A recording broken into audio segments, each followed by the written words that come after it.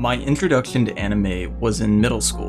When I found it, I literally thought I had discovered the single best thing technology had ever invented. I was immediately addicted to every piece of anime media I could get my hands on. This was around the time when Attack on Titan had first come out, but also when a few other series were rising in popularity. High School of the Dead, Code Geass, Hellsing, Elfen Lied, Death Note, and so many others. But among all these fantastic shows, one stood out above the rest. One that I could barely understand on the surface, yet spoke to me on a much deeper level. I couldn't comprehend the story's deep themes, but intuitively I was drawn to it. There was something so important about this show that resonated in my subconscious for the years that would follow. And that's why I wanted to make this the second video on my channel, because I wanted to go back, before all the isekai and harem and other action animes. I wanted to go back to where it had all begun for me. I wanted to understand the show that had made me fall in love with anime. Darker Than Black is a series set in a world where a mysterious phenomenon known as Heaven's Gate appeared in South America and Hell's Gate appeared in Tokyo, altering the sky and wreaking havoc on the landscape.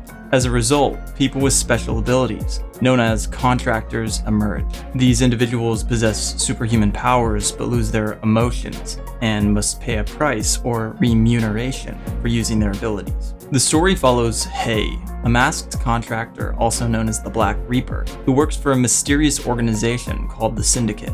Hei's alias identity is that of Li Shenxun, a mild-mannered Chinese exchange student, alongside his team, which includes a cat who is an expert in surveillance, a doll, who's a type of contractor who can track others through water, and a human handler. Hei takes on various missions that often involve other contractors and the secrets surrounding the gates, with a primary objective of finding out what happened to his sister, Bai. So what is it that sets this anime apart from all others? Well, there are plenty of reasons why, but for me, it's two big reasons. The characters of this show are highly complex, especially the protagonist. At the start of the anime, we're shown an incredibly dark world, where most people are just trying to survive. There are natural disasters that threaten entire continents, shady crime organizations that control events from the shadows, and criminals and contractors willing to kill on a whim. However, as we delve further into the series, it's much more difficult to assign any one character or organization as evil. They all have justifications for killing, stealing, and hurting the innocent. Villains at the beginning of the show might become allies by the end, and allies at the beginning might betray or switch sides halfway through the show. Each character has a backstory and a motivation for their actions. They're made believable as people who are afraid, angry, rational, whimsical, or compassionate. Hei is by far the most interesting character of all. He's similar to a poor Batman, having experienced a tragic backstory that has led him to this point. He has a dual persona between Li Shenxun, his Chinese student counterpart, and Hei, the Black Reaper, a battle-hardened combatant trained to kill. Of these two personas, it's clear which is the real character. While in public, Li is a kind and empathetic, if somewhat clumsy exchange student foreigner. But when he's all alone, his true self comes out, revealing the darkness and despair underneath the mask. The world of Darker Than Black introduces a mind-bending mechanic that changes everything we know. 10 years ago, Hell's Gate appeared in Japan, and Heaven's Gate appeared in South America. Their emergence caused significant changes to the environment and reality itself. These gates led to the disappearance of stars and the creation of fake stars, each representing a contractor. Only after the gates appeared did individuals with supernatural abilities arise, known as contractors. These abilities allegedly came with the cost of emotions and the need to perform remuneration after using their power. Intelligence agencies worldwide traveled to South America and Japan to study these gates to understand how they arose and their true nature. Pandora is the culmination of the United Nations International Agreement to have the world's best scientists study the gate, granted special international privileges and authority. There's also the unknown organization called the Syndicate, which appears to be embedded in powerful organizations and governments around the world. None of these facts are what make the world interesting, however. What does make it interesting is how the mysterious nature of the gates affects the characters. Throughout the series, there's an underlying mystery of motivation that appears at first to be irrational.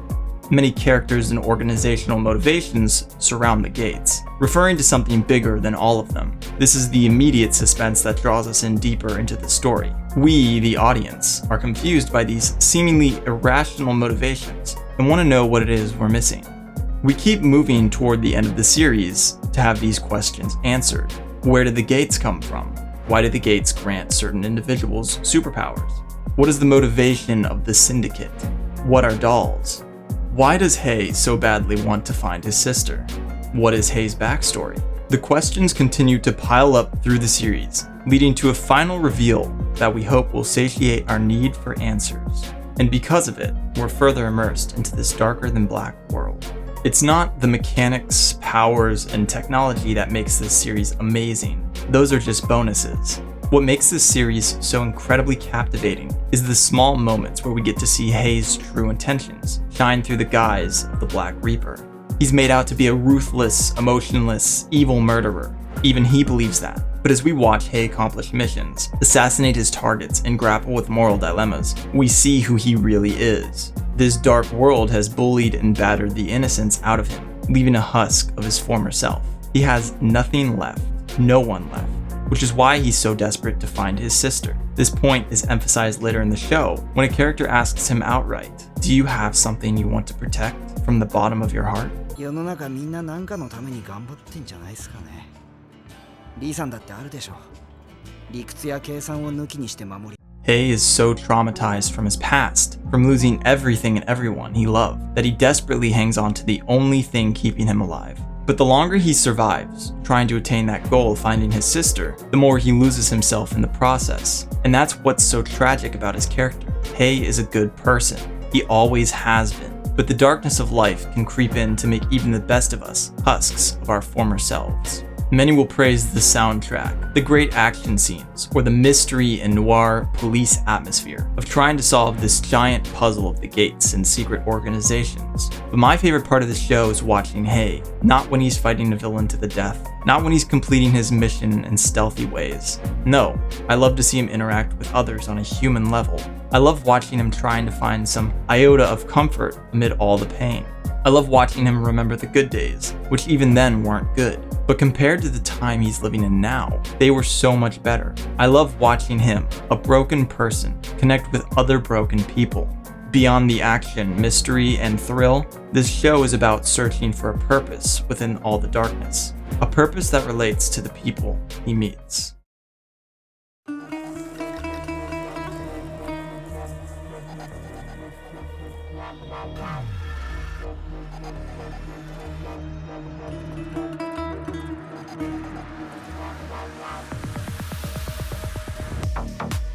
The first episode sets the tone for the rest of the series. It opens up with a short scene of a little girl and a telescope. I think we all know what's happening here. We immediately cut to a chase scene of a man running on the rooftops, escaping from the police. When they finally do catch him, this happens.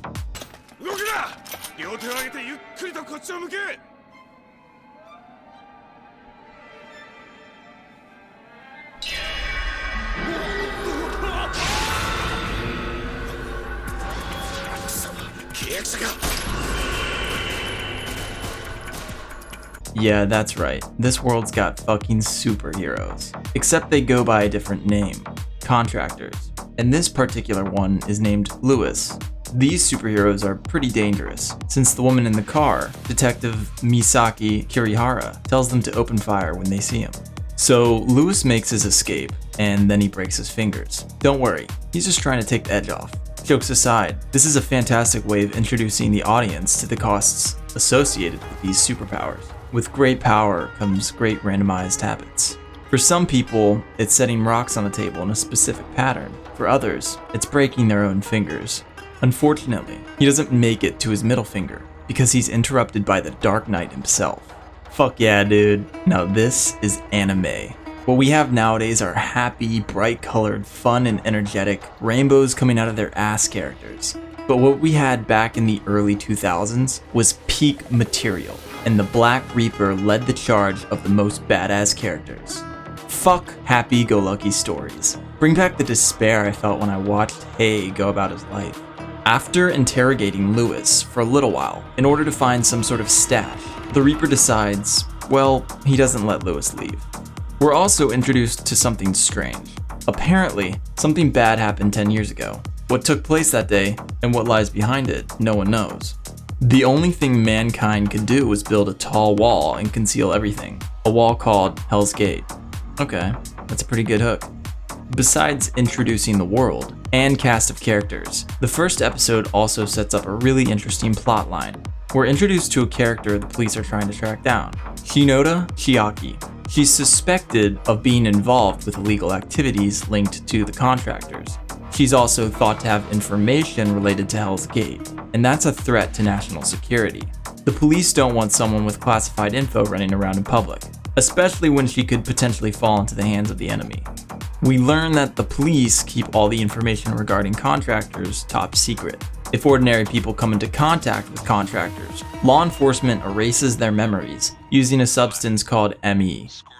Finally, the moment we've all been waiting for.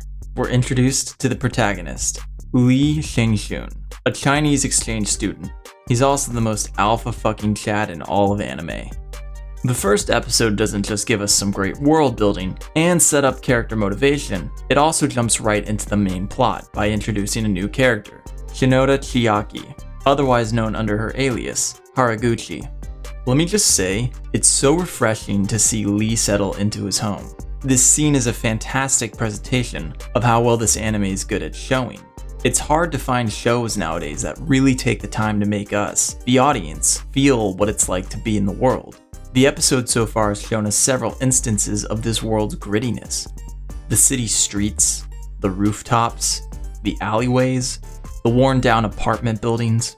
It does a great job of showing us this world where people are poor and struggling. Even the grandma's TV is an example of this.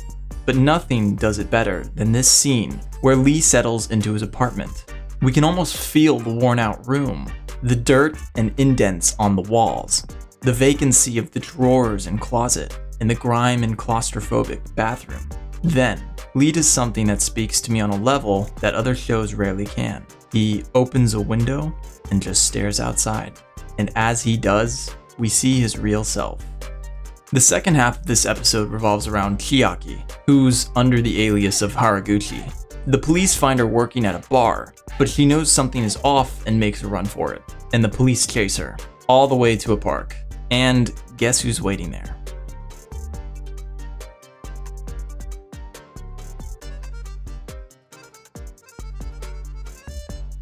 Then the Dark Knight of Superheroes establishes his dominance. Then he realizes that he's out of character and gets back into it. Amazing foreshadowing, by the way. The reason I love Lee so much is because he's pretty much just the Batman of anime. He has two identities, Lee, the exchange student, and Hei, the Black Reaper. Only one of these identities is real, and I think you know which one is. What I appreciate about the show is that they know we're intelligent. So Chiaki is kidnapped and brought to the hideout of Jean, someone she was previously associated with. Like everyone else, Jean wants this stash, whatever it is.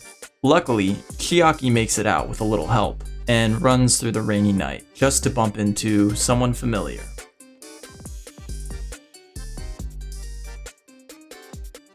Episode 2 opens with a really touching scene of Hei and Chiaki just walking home together. Chiaki says that whenever a star shoots by, somewhere in the world a contractor dies. The starry sky disappeared and was replaced with an imitation 10 years ago. While I don't like exposition dumps, this scene balances out the need for exposition naturally into the story. Well, sort of. I mean, it is kind of weird that Chiaki is telling all this important info to someone she doesn't know, but to be fair, considering her emotional state with everything that just happened to her, she probably doesn't have anyone to trust or talk to. She feels extremely alone, so that might explain why she's so open about her past and the truth. We also learn that in high school, Chiaki watched a contractor kill her parents. We get to see Hei's reaction to all this. And in the same way he stared outside his window after arriving at his apartment, and how he watched Chiaki run away in the park, he carries the same expression here, a mask of complete despair. Hei doesn't just understand what Chiaki is going through, he understands it at a far deeper level.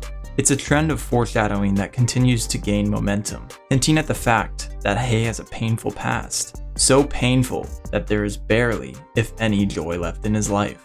Hei and Chiaki then have a moment alone in Hei's apartment. We get more backstory from Chiaki about how she was finally regaining some semblance of normalcy in her life.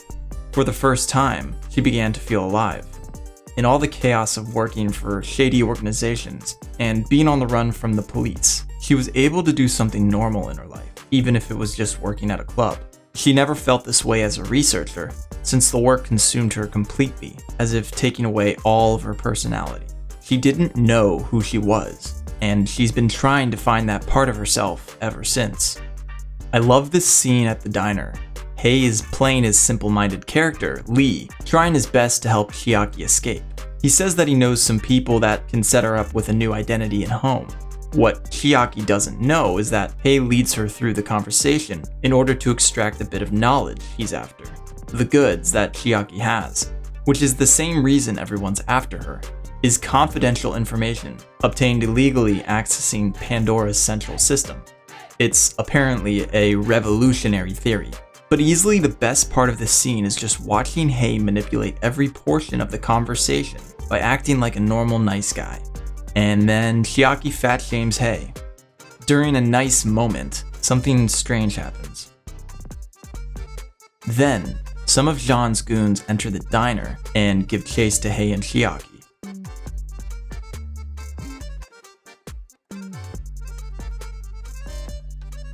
And this dude eats a flower, so that's cool. We get another short scene learning how Chiaki has been on the run for some time now. Just like what she explained in Hei's apartment, she just wants to live a normal life. But every time she tries to do so, someone comes after her. Whenever she tries to run, someone finds her and tries to drag her back into the dark world she's trying to escape. We get some more interesting insight from Hei. It's a projection about the nature of contractors.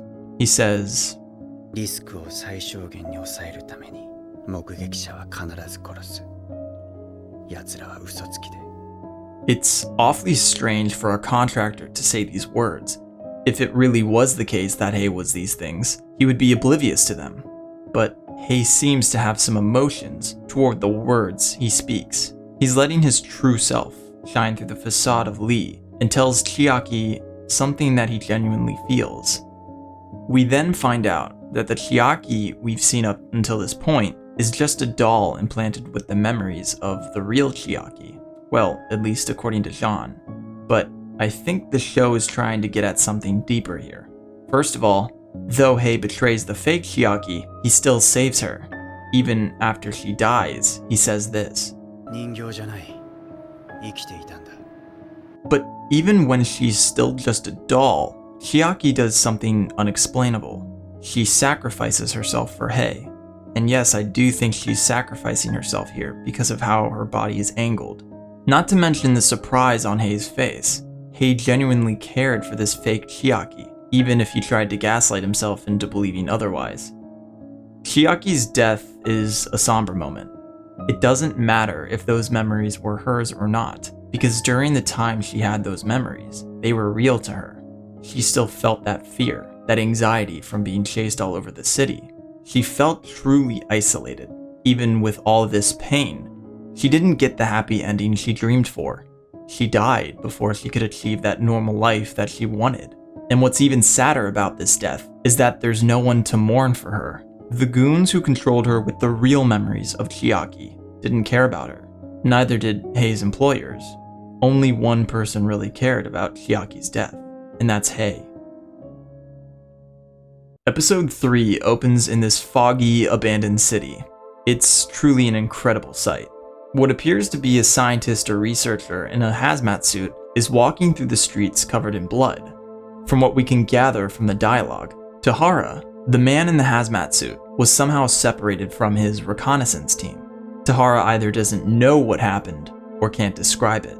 And from what we can gather from the eerie scenery of this place, that's not a far cry from the truth.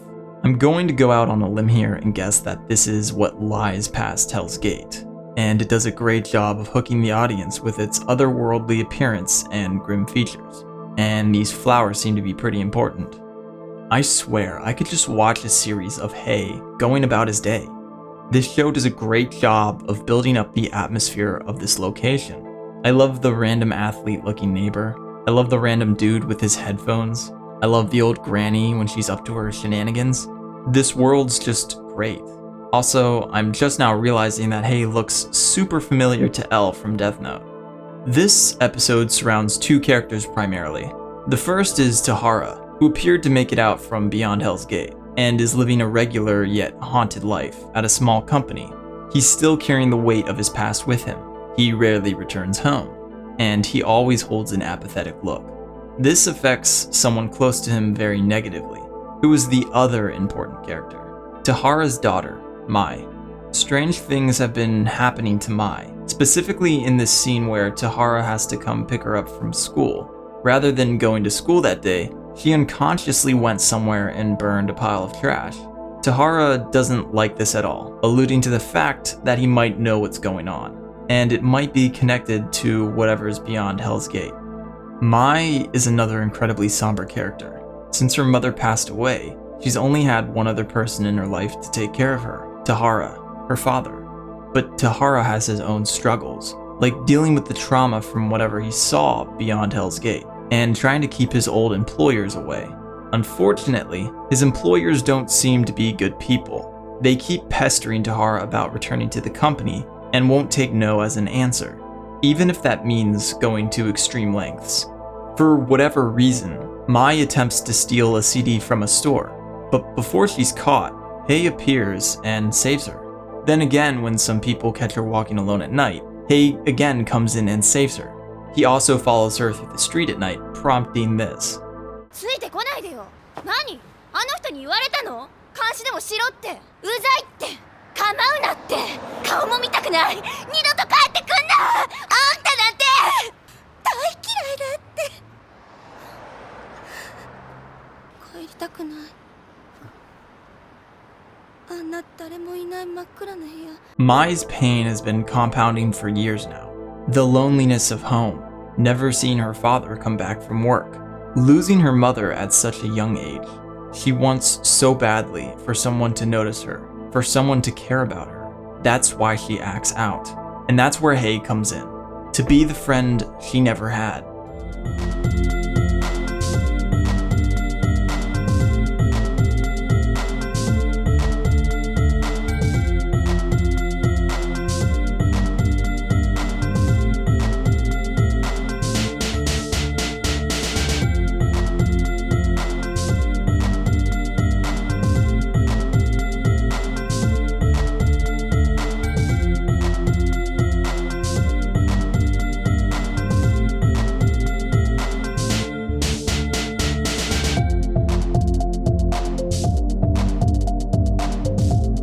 They have a nice little moment talking about their lives, and we're finally shown what Mai's been hiding under her bandage. It's some sort of blue light that, according to Mai, glows brighter and dims from time to time. It's unclear how she received this, but it alludes to the fact that her father knows something, and it might have something to do with the flower in his office. When they're walking down an alley, Hei and Mai are ambushed by some goons working for Tahara's old employers. They likely want to kidnap Mai in order to blackmail Tahara. This leads into a chase where Mai escapes to a construction zone. Confronted with the fear of death, something happens to Mai. And if the plant has anything to say about this, something horrible is about to happen.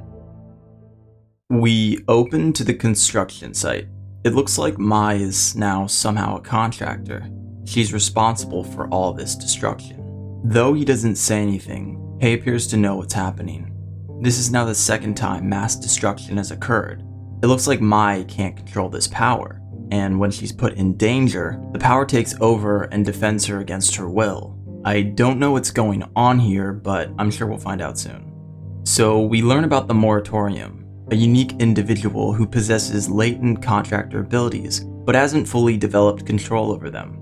Unlike contractors who have mastered their powers and go through remuneration, the Moratoria experience sporadic manifestations of their powers. they live in a transitional state between human and contractor, leading to situations out of their control. It's for this reason that we're shown this incredibly dark scene. The residents are evacuated in a certain area after hearing reports about gas lines being broken, which is just referring to the explosions caused by Mai. Yuka, one of Mai's closest friends, spots Mai in an alley and runs to her help. Yuka's father follows and offers for Mai to come with them. Mai is afraid now more than ever after what she's witnessed, and she doesn't want to hurt them, but Yuka's father refuses to leave Mai alone. That's why the scene is so painful to watch, because we're seeing good people try to help someone in need. Even so, they're punished for it, and Mai witnesses the whole thing.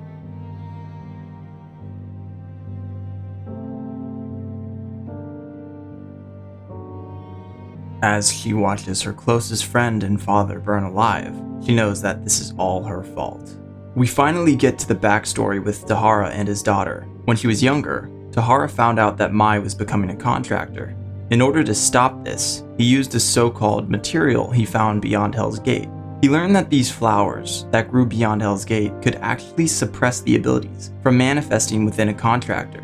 And so he planted one of these seeds into Mai's wrist to prevent her from transforming into a full-fledged contractor.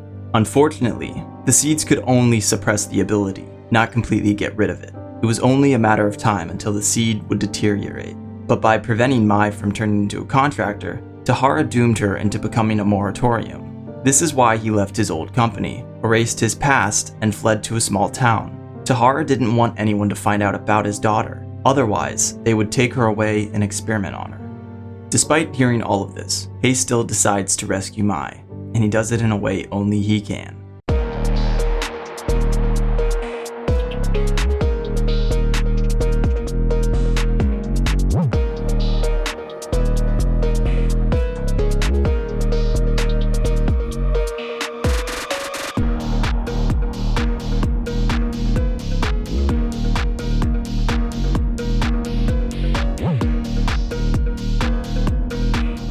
Hei and this other contractor duke it out for a minute until Mr. Blondie uses Mai as a hostage.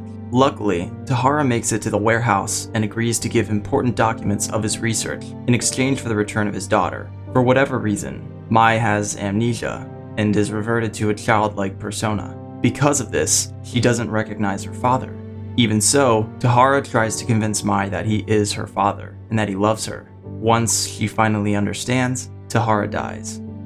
After this, Mai takes revenge on her kidnapper and fully accepts what she is, a contractor. As for where she's headed, it's to a place overseas called Heaven, but that's all we get for now. In episode 5, we're introduced to a new group of contractors led by this dude with blonde hair and blue eyes. This isn't important at all to the story, but I fucking love the irony of his diatribe in the beginning of the episode about the dangers of smoking, yet his remuneration is literally taking a fat puff. Fucking comedy. We finally get the names of this band of contractors. April is the chick, July is the kid, and Mr. Blondie himself is called November 11. Yeah, that's right. He's got the number 11 tagged at the end. He probably wanted to feel unique. And they work for MI6, so that's interesting. By the way, in case you don't know, MI6 is the secret intelligence service for the United Kingdom. They're pretty much equivalent to the CIA in the US, tasked with covert overseas collection of data and intelligence regarding national security. Okay, so we get a little information here about this redhead chick called Havoc. She's claimed to be one of the strongest contractors in history. She's already killed hundreds to thousands of people during the Third South American War, also known as Heaven's War. Her ability is to create a vacuum, what I'm guessing is a wind vacuum, that causes a significant amount of widespread damage. They also call her a regressor, which isn't really elaborated on very well, except for the fact that it's quite rare. We finally learn about Pandora, a United Nations-led research institute which conducts various experiments within Hell's Gate. So here's the deal. This MI6 team, led by November, is collaborating with Japanese law enforcement to escort Havoc to the Pandora facility in Tokyo. However, before they can reach their destination, they encounter a figure blocking the road. You know the one. Recognizing it as a trap, November 11 steps out to confront the Black Reaper. Meanwhile, Misaki and Saito are incapacitated by sleeping gas. By the time they regain consciousness, Havoc has been kidnapped. We also learn that November 11 is MI6's top agent, Huang. Oh yeah, that's this guy's name, by the way, is talking to Mao, the talking cat, about delivering havoc to the Syndicate, who we still don't really know much about. What we can tell about this small group, comprised of He, Huang, Mao, and Yin, is that they work for the Syndicate, performing covert operations, including assassinations, espionage, and retrieval missions. He is the field operative and assassin. Yin is a doll who provides information through her observer spirit. Huang acts as the team's handler, and Mao is another contractor in the body of a cat, who provides additional surveillance. We still don't know much about the group dynamic as of this point, but it sure seems mostly like business. After Mao and Huang finish their talk, Huang goes to check up on Havoc, but when he enters the room, he finds that Havoc is gone, and according to Yin, He took her. Then we switch scenes to an unknown location, where we find Havoc tied up. Can I just say, in the gayest way possible, He's looking bad as fuck. He seems to know Havoc by another name, Carmine. It's almost like they know each other. We're left on a cliffhanger when He asks what Carmine knows about his sister, Bai.